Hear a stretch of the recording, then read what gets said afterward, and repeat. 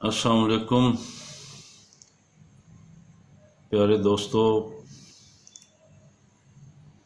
आप देख रहे हैं पॉलिटिकल टीवी और मैं हूं प्रोफेसर मीर हमजा विरक।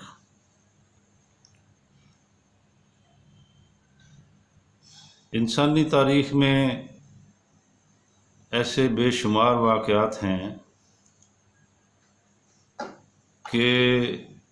जो बज़ाहिर बहुत छोटे मालूम होते हैं, लेकिन उनकी वजह से कौमों की और ख़ित्तों की जो तारीख़, जोग्राफिया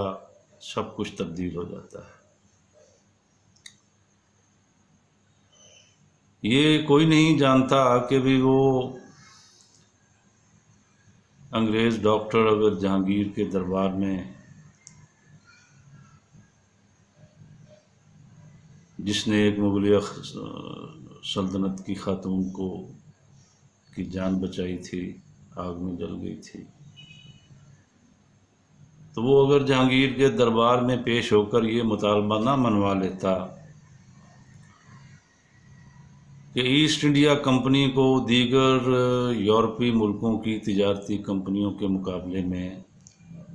तिजारत में रियायत दी जाए, तो उसी रियायत की वजह से ईस्ट इंडिया कंपनी जो थी वो तिजारत के ऊपर छा गई और बाकी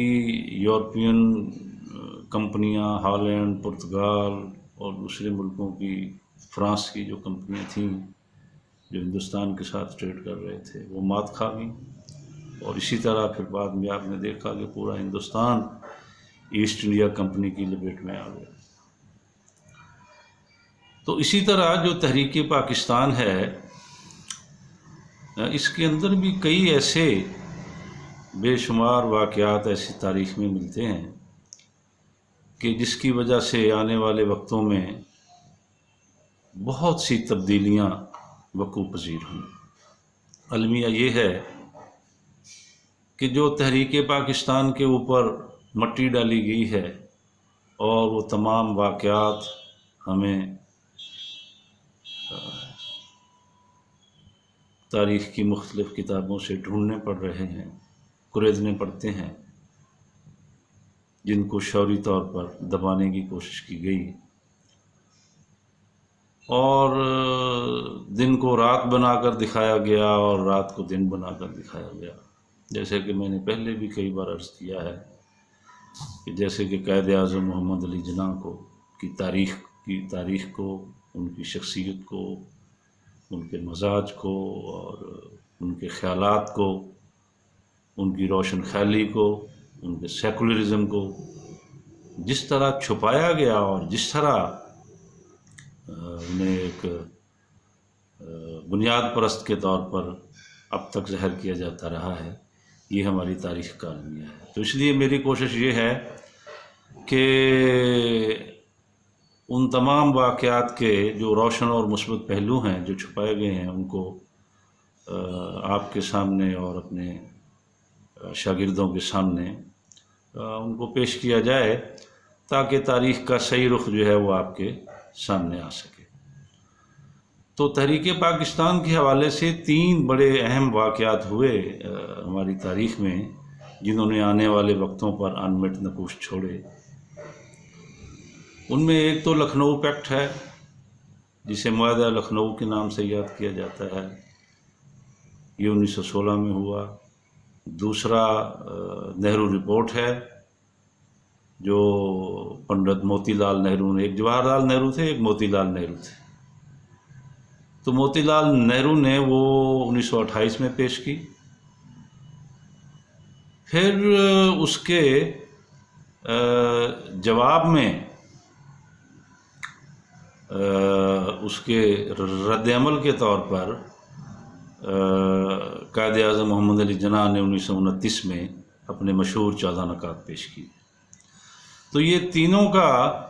एक दूसरे के साथ कुछ लिंक भी बनता है और तीनों के तहरीक पाकिस्तान और हिंदुस्तान की पार्टीशन पर बड़े अनमिट और गहरे नक्श हैं। तो इस सिलसिले में आज हम बात करेंगे मुआहदा लखनऊ पर या लखनऊ पैक्ट पर। دیکھیں انگریزوں کے آنے سے پہلے اس ہندوستان میں ہزاروں سالوں سے یا جب سے یہ دنیا تخلیق ہوئی ہے اور اس خطے میں انسان آباد تھے، مختلف ادوار میں ان کے مختلف مذہب رہے، لیکن تاریخ یہ بتاتی ہے کہ لوگ بڑے امن سے، چین سے اور مختلف مذہب رکھتے ہوئے بھی ہر ایک کے عقیدے کا احترام اور محبت سے زندگی گزارتے رہے۔ لیکن انگریزوں کی آمد کے بعد اس ہندوستان میں خاص کر مذہبی بنیادوں کے اوپر جو تضادات تھے ان کو بہت ہوا دی گئی، اور پھر دیکھتے ہی دیکھتے یہ بڑا پرامن ہندوستان، ماضی کا جو ہندوستان تھا، متحدہ ہندوستان، بڑا لبرل، بڑا سیکولر اور پرامن، وہ پھر دیکھتے ہی دیکھتے مذہبی فسادات کی لپیٹ میں آیا۔ تو یہ جو انگریزوں کی مشہور پالیسی تھی، اس کو ڈیوائڈ اینڈ رول کہتے ہیں، تقسیم کرو اور حکومت کرو، اور اس کے لیے انہوں نے بہت سارے اقدامات کیے، یہ ہم کسی وقت اس پہ بھی بات کریں گے۔ مثلاً دو بڑے مشہور جو یعنی کہ اقدامات ہیں اردو ہندی کے حوالے سے اور پھر پنجابی کے حوالے سے، یعنی کہ انہوں نے زبردستی جو فارسی رسم الخط تھا اس کو چینج کر دیا اور ہندی دیوناگری رسم الخط کو نافذ کر دیا۔ اسی طرح زبان ایک ہی ہے، پنجابی ہے، تو وہ بھی دو حصوں میں جو اس کی تھوڑی بہت وہ تھی تقسیم، اس کو انہوں نے پھر پورے طریقے سے لاگو کیا، گورمکھی رسم الخط اور فارسی۔ تو اسی طرح مطلب یہ ہے کہ انہوں نے پورے ہندوستان کو مسلم لیگ بننے کے بعد اور کانگریس بننے کے بعد بھی اسی طرح ہندوستان کی مستقبل کے ساتھ سانپ اور سیڑھی کا کھیل جو ہے وہ جاری رکھا۔ تو جیسا کہ آپ کو پتہ ہے کہ قائد اعظم محمد علی جناح شروع سے ہی وہ بڑے ایک روشن خیال، ترقی پسند، لبرل اور سیکولر انسان تھے، ایماندار تھے، ان کی ایمانداری کے اوپر ان کے دشمن بھی قسمیں کھاتے تھے، اور وہ کھرے انسان تھے۔ تو وہ شروع سے ہی، کیونکہ یہ کسی کے دماغ میں نہیں تھا یا کوئی غیب کا علم تو صرف اللہ تعالیٰ کی ذات کے پاس ہوتی نہیں کہ کبھی یہ ہندوستان تقسیم بھی ہوگا، تو ان کی شروع سے پالیسی یہ تھی کہ اس ہندوستان کے اندر ہندو ایک بہت بڑی اکثریت ہیں، اور مسلمان اس ہندوستان کا 8، 10، 9، 12 یہی اتنے فیصد ہی تاریخ کے مختلف ادوار میں رہے ہیں۔ تو ان کی شروع سے ہی یہ کوشش تھی کہ ہندوستان میں رہتے ہوئے ہمیں مسلمانوں کے مفادات کے لیے میکسیمم جدوجہد کرنی چاہیے، اور اسی جدوجہد کے لیے انہوں نے بارہا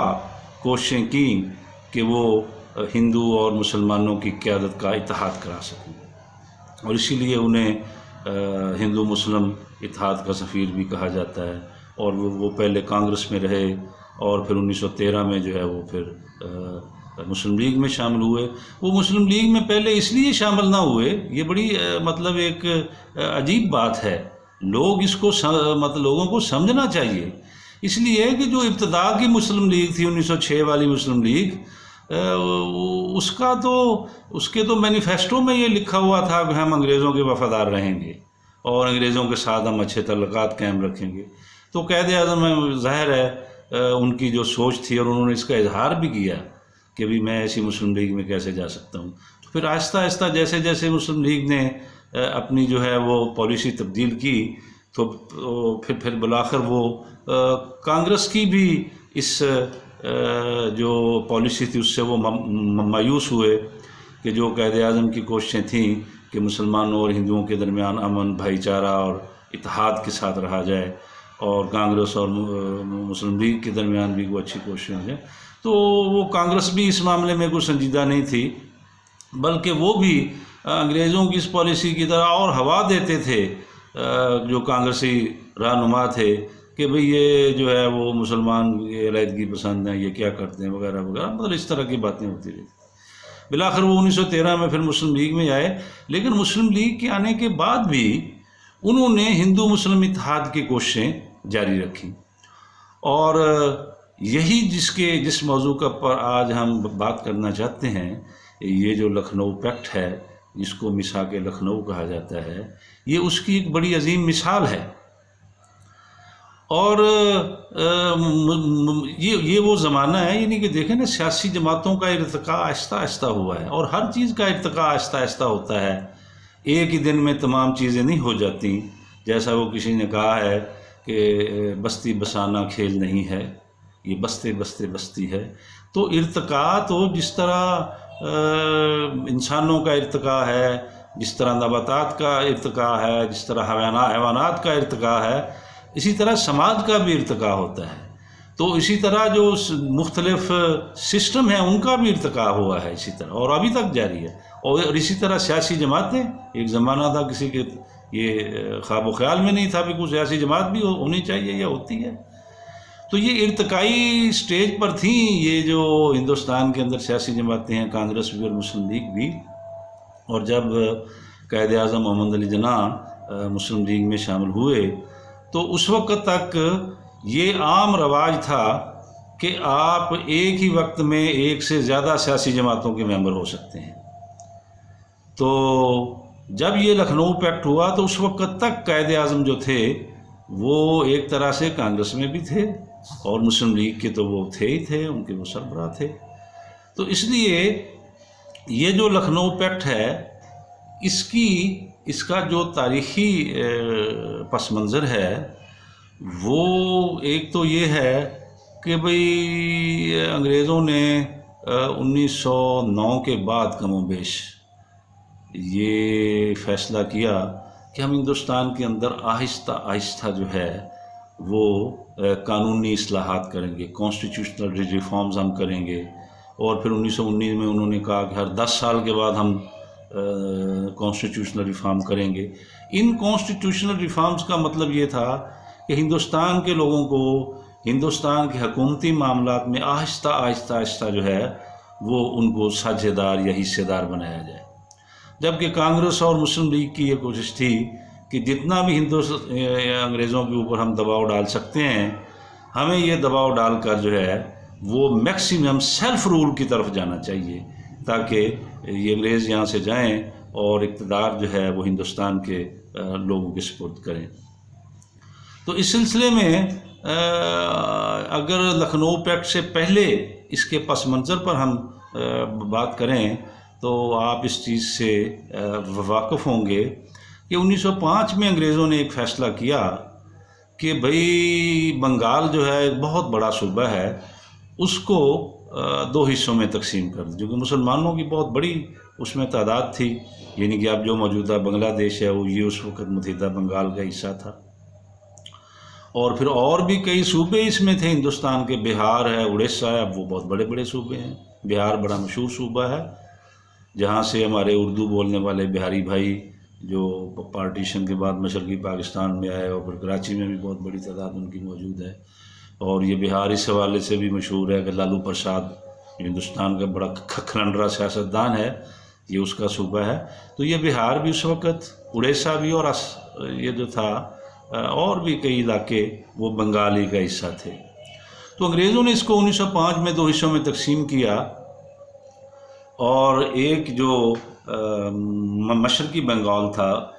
اس کا دارالحکومت ڈھاکہ قرار پایا اور مسلمانوں کو بڑی لیکن کانگریس نے اس پر فساد برپا کر دیا۔ یعنی کہ یہ کس قسم کی سیاسی جماعت تھی کہ اگر ایک صوبہ بننے سے مسلمانوں کو کچھ مراد مل سکتی ہیں، ان کے نوکریوں کے مسائل حل ہو سکتے ہیں، یا ان کو کلکتہ کی بجائے ڈھاکہ، چٹاگانگ اور ان علاقوں میں ان کے مسئلے حل ہو سکتے ہیں، تو اس میں کانگریس کو کیا مسئلہ تھا۔ لیکن 1905 میں انہوں نے اس کے خلاف تحریک چلائی، اور 1911 تک چلتی رہی، اور آخر جو ہے وہ انگریزوں کو یہ بنگال کو تقسیم کرنے کا جو فیصلہ تھا یہ واپس لینا پڑا۔ اس وجہ سے کانگریس اور مسلم لیگ کے تعلقات کافی خراب ہوئے۔ دوسرا یہ تھا کہ بنگال کی تقسیم کے بعد جو تھا، یہ ہم مسلمانوں کا ایک مطالبہ تھا کہ علی گڑھ کا کالج کو یونیورسٹی کا جو ہے وہ درجہ دیا جائے، لیکن اس کے اوپر بھی کانگریس جو تھی وہ کوئی مطلب یہ ہے کہ کوئی گڑبڑی کرتی تھی۔ پھر 1913 میں کانپور میں ایک واقعہ پیش آ گیا کہ کچھ ہندوؤں، بنیاد پرست ہندوؤں نے، فسادیوں نے ایک مسجد کو شہید کر دیا۔ اور پھر یہ وہ زمانہ ہے یعنی کہ 1910-15-16 کا، کہ جب ترکی جو ہے اس کی بلکانی جو علاقہ ہے، یعنی کہ ترکی کے یہ جو کوئی یورپی حصہ ہے جدھر اب یہ آپ کی کئی مسلمان ریاستیں بھی ہیں چھوٹی چھوٹی، وہ ایک آدھ ریاست میں بنی ہیں، جدھر یہ چیک ہیں، سلواک ہیں، یوگوسلاویا وغیرہ، اس کے اندر وہ آئیں۔ یہ جو بوسنیا ہے، بوسنیا ہرزگووینا، یہ بلکان سٹیٹس کہلاتی تھی۔ تو وہاں پر جو ترکی کے ساتھ جنگیں جاری تھی، اس میں انگریزوں کا بڑا ترکی کے خلاف جارحانہ رویہ تھا۔ تو اس وجہ سے کانگریس کے ساتھ جو ہے وہ مسلم لیگ کے تعلقات اچھے نہیں تھے، اور انگریزوں کی بجائے ہندوؤں کی جو مفاہمت کی پالیسی تھی، اور جو 1913 میں مسلم لیگ کے منشور میں انگریزوں سے وفاداری کی شک تھی، وہ بھی اسی دوران وہ مطلب حذف کی گئی۔ اور پھر قائد اعظم محمد علی جناح جو تھے وہ پھر بعد میں مسلم لیگ میں شامل ہوئے۔ تو اس کے بعد پھر قائد اعظم کی کوششوں کے نتیجے میں دسمبر 1915 کو مسلم لیگ اور کانگریس دونوں کی سیاسی جماعتوں کے سالانہ اجلاس جو تھے وہ بمبئی میں ایک ہی دن منعقد ہوئے۔ اور چونکہ قائد اعظم ہندو مسلم اتحاد کے لیے بڑی کوششیں کرتے رہے تھے، اور اب بھی ان کی کوشش تھی کہ کانگریس اور مسلم لیگ کو قریب جو ہے وہ ایک دوسرے کے ساتھ تعاون کرنا چاہیے۔ دونوں تنظیموں نے مشترکہ مفاد کے حصول کے لیے جدوجہد کرنے کا فیصلہ کر لیا۔ یہ بمبئی کی میٹنگ میں ہوا، اور کانگریس اور مسلم لیگ نے اس مقصد کے حصول کے لیے الگ الگ ورکنگ کمیٹیاں بھی تشکیل دیں، اور پھر ان ورکنگ کمیٹیوں کا مشترکہ اجلاس 16 دسمبر 1916 کو لکھنؤ کے مقام پر ہوا، اور دونوں ورکنگ کمیٹیوں نے اتفاق رائے سے وہ تاریخی ڈاکومنٹ مرتب کیا جس کو میثاق لکھنؤ کے نام سے یاد کیا جاتا ہے۔ اس کمیٹی کی رپورٹ پھر دسمبر 1916 میں ایک اور اجلاس میں، کانگریس اور مسلم لیگ کے مشترکہ اجلاس میں، اس کو اتفاق رائے سے وہ جو کمیٹیوں نے جو تھا وہ ایک معاہدہ طے کیا تھا، تو وہ اس دونوں جماعتوں کے اجلاس میں اس کو مشتہر کیا گیا۔ اور اس کے اندر چونکہ مسلمانوں کو کافی فائدہ تھا، یعنی کہ مسلمان جو تھے ان کو اس میں کافی بنیادی جو چیزیں تھیں مسلمانوں کی، وہ اس میں ان کو کافی فوائد، تو مسلمانوں کو اس میں کافی لکھنؤ پیکٹ میں ان کو رعایتیں ملیں۔ کانگریس نے بڑا یعنی کہ ایک فراخ دلی کا ثبوت دیا، چونکہ یہ لکھنؤ پیکٹ کے مین آرکیٹیکٹر جو ہے وہ خود قائد اعظم تھے، ان کی ہدایات تھیں جو مسلم لیگ کی کمیٹی تھی۔ تو لکھنؤ پیکٹ کے اندر جو سب سے پہلا مطالبہ تھا، جو مسلمانوں کا بنیادی مطالبہ تھا 1906 سے چلا آ رہا تھا، وہ تھا کہ ہندوستان کے اندر جداگانہ انتخابات ہوں، جس کو کانگریس نہیں مانتی تھی۔ تو پہلی لکھنؤ پیکٹ کی کامیابی یہ تھی، شک یہ تھی کہ کانگریس نے لکھنؤ پیکٹ کے تحت اس مطالبے کو، مسلمانوں کے اس مطالبے کو مان لیا کہ ہمیں کوئی اعتراض نہیں ہے کہ بھئی اگر جداگانہ انتخابات ہوں، اس سے مسلم لیگ کو فائدہ تھا۔ تو یہ ایک بہت بڑی کامیابی تھی قائد اعظم محمد علی جناح کی کہ وہ لکھنؤ پیکٹ میں کانگریس سے یہ بات منوانے میں کامیاب ہو گئی۔ دوسری جو شک تھی لکھنؤ پیکٹ میں، اس میں یہ طے پایا کہ دونوں تنظیموں کے درمیان یہ اصولی طور پر سمجھوتا ہو گیا کہ جن علاقوں میں مسلمان اقلیت میں ہیں ان علاقوں میں مسلمانوں کو ان کی آبادی سے زیادہ نمائندگی دی جائے گی الیکشن میں، حکومت میں، اور پنجاب اور بنگال کے جو مسلم اکثریتی علاقے ہیں وہاں جو ہندو ہوں گے ان کو بھی تناسب سے زیادہ نمائندگی دی جائے گی،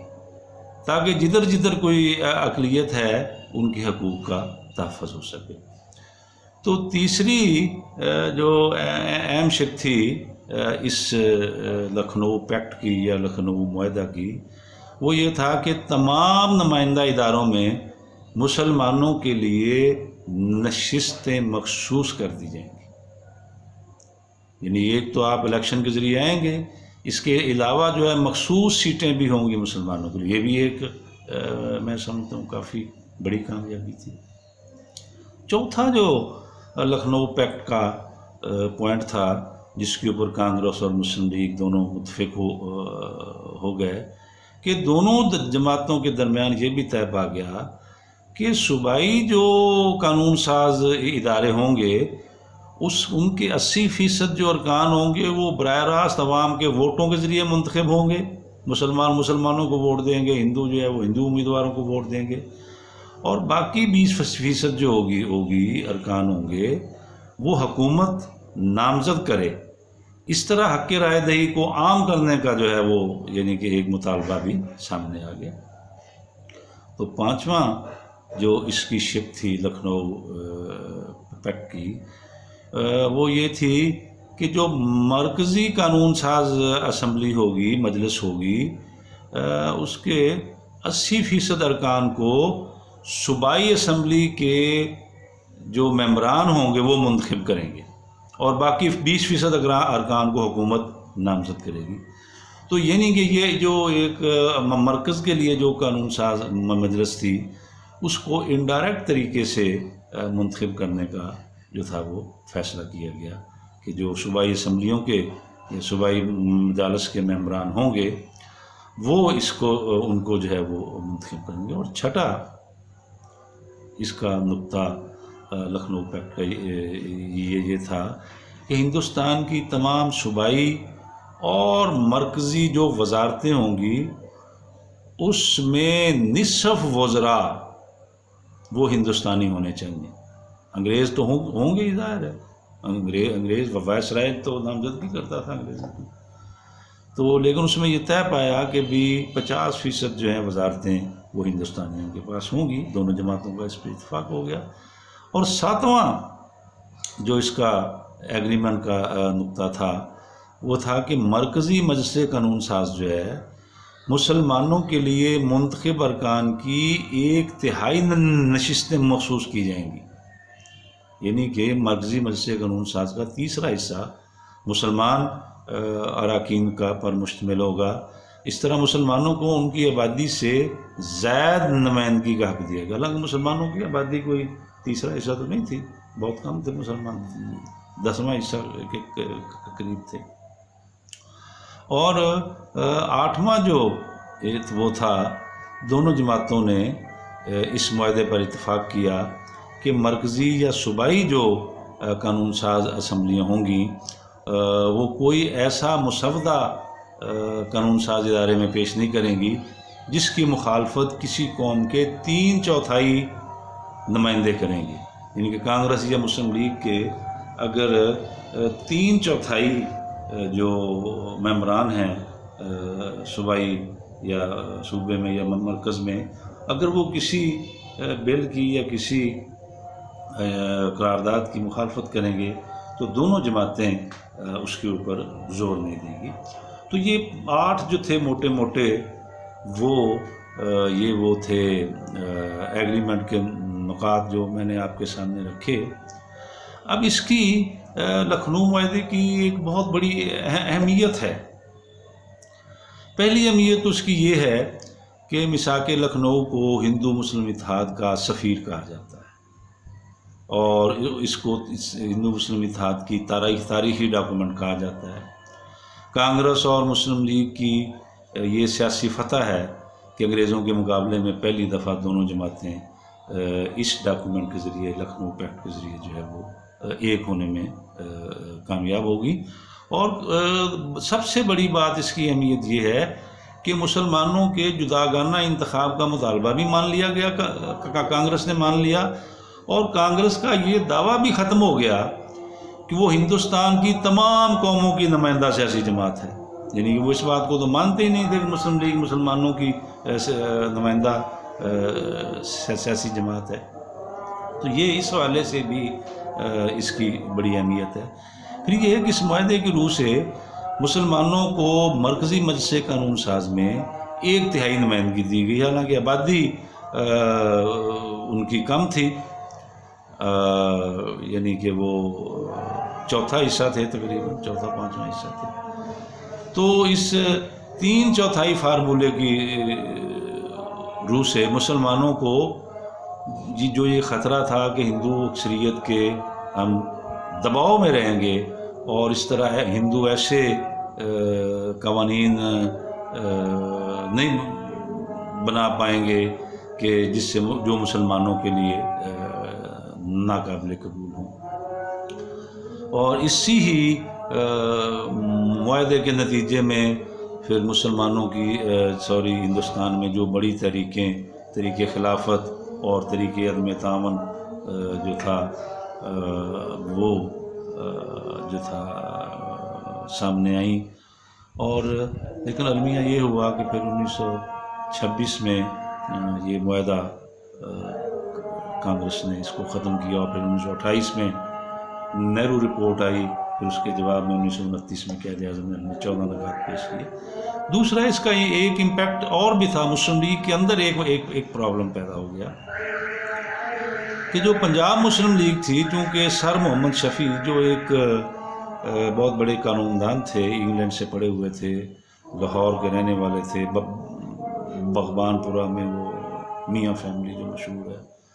اس کے وہ ممبر تھے، تو وہ چونکہ مسلم لیگ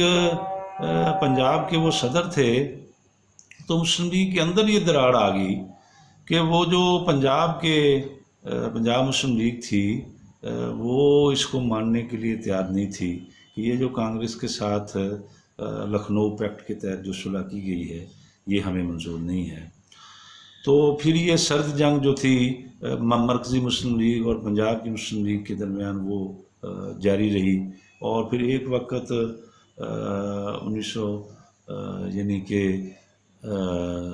1718 کے بعد یہ بھی آیا کہ بھی وہ الگ باقاعدہ دھڑا ہو گئے، الگ ہو گئے مرکزی مسلم لیگ سے، اور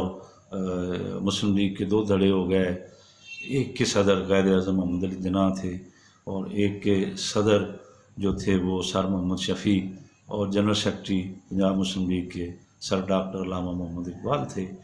تو یہ یعنی کہ لکھنؤ پیکٹ کا ایک جو نیگیٹو امپیکٹ تھا وہ بھی سامنے آیا کہ مسلم لیگ کے اندر جو ہے وہ یہ پرابلم پیدا ہو گیا، اور وہ پھر چلتا رہا، اور پھر یہ 1928 میں جا کر جب نہرو رپورٹ آئی اور جس میں